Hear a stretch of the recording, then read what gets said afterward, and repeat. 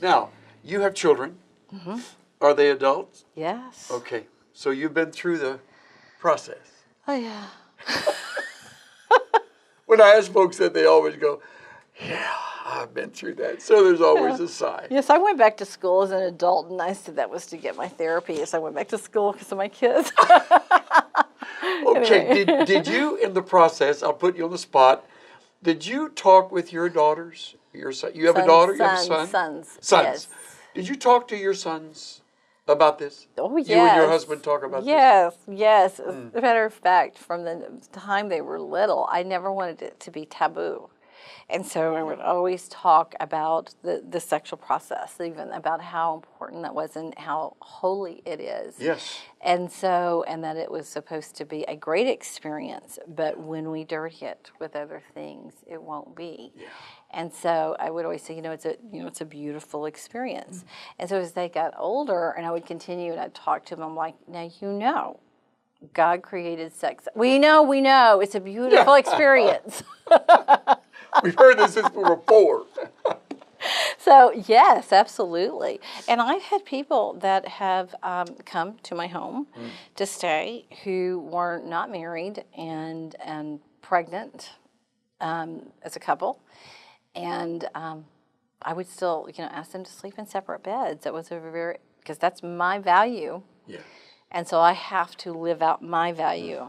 Not because I don't accept them, not because I don't love them. Made that very clear to them. Hey, I love you where you're at. I accept you where you're at, but these are our values. Yes.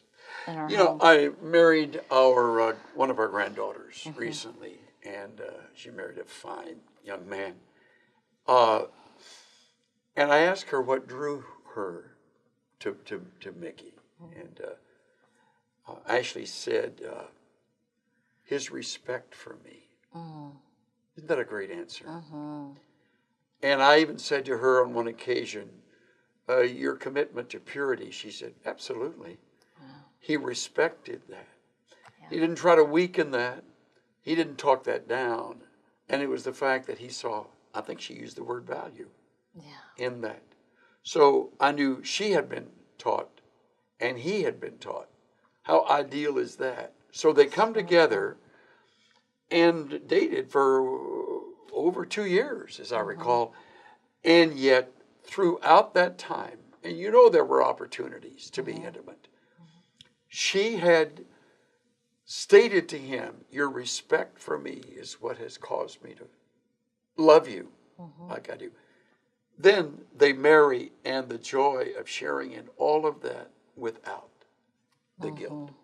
I often tell couples, if you compromise prior to marriage, this is what I've observed. The woman resents you not long after the ceremony and the marriage has been consummated.